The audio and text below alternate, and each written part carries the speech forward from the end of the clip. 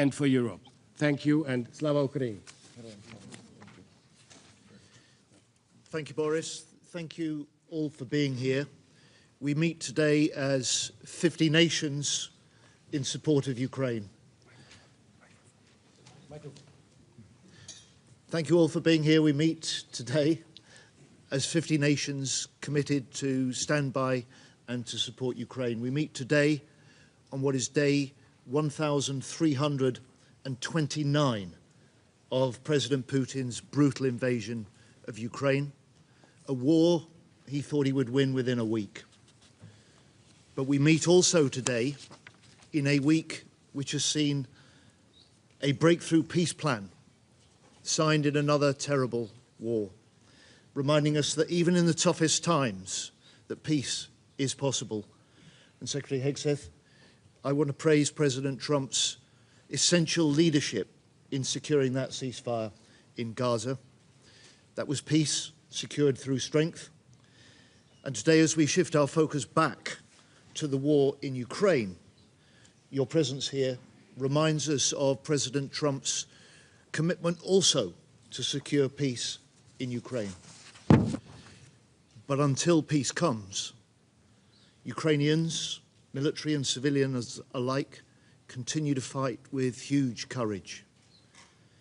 Our determination must match their defiance. Our support must match Putin's escalation. And our role as members of this UDCG is to guarantee Ukraine's strength. In the 8 months since Boris and I jointly took over the leadership of this UDCG, this group has successfully secured pledges worth over £50 billion for military aid capabilities to Ukraine. And from today, as Boris has said, we can announce that the UDCG, that Ukraine and NATO will work even more closely together to respond to the challenge that Denis issued to us. Ukraine's request to better track, better coordinate, better deliver the support the Ukrainian warfighters need. And thank you, Mark, for your support for this initiative. But as we step up further, we must all deliver faster. This year, the UK is spending the highest ever level on military aid to Ukraine. And I can confirm that in the last 6 months alone, we've delivered over 85,000 drones into Ukraine. We've also signed a new industrial partnership with Ukraine, and that will see us rapidly develop new, improved interceptor drones, which we'll mass produce and then supply back into Ukraine in the thousands.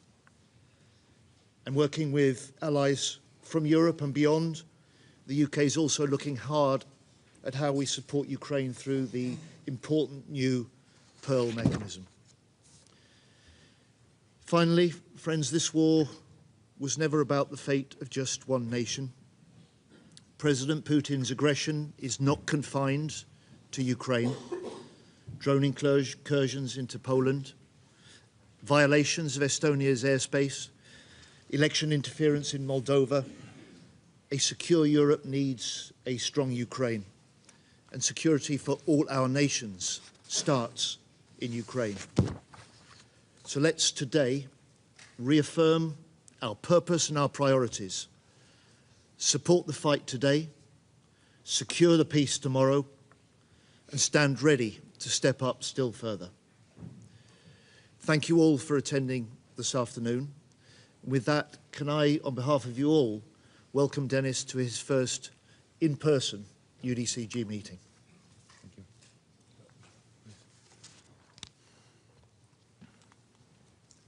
Dear Boris, dear John, dear Pete, dear Mark, distinguished colleagues, friends, I'm grateful to all of you for being here today again and for staying with Ukraine through every challenge of this long and difficult war. Thank you. This is already the 31st meeting of the Ukraine Defense Contact Group, and I thank you for such unity. Ukraine never wanted this war. We want peace, real peace, based on justice and international law. We appreciate all efforts or personal efforts of President Trump to bring Russia to the peace negotiations, but Russia still believes it can gain more influence with bombs. Every night our cities are under attack. That's why we need truly strong global pressure in response to Russia's choice to keep the war going. This brings me to key priorities for 2025 and 2026. Let me focus on the three main pillars: Pearl, Ukrainian-made drones and missiles, as well as extended-range artillery ammunition. And there is one very important issue, long-range missiles, which our partners have. The name of these missiles everyone knows, absolutely widely known. We ask about this too, to increase pressure on Russia economically and through the destroying their military infrastructure. First and foremost, the Pearl initiative. Some of you are already part of it. Thank you for this. It is important that others join too. Pearl for 2025 must be fully implemented. We count on your continued coordination and financing to ensure timely deliveries. Funding needs under the Pearl next year will reach $12 to $20 billion. If needed, we are ready to discuss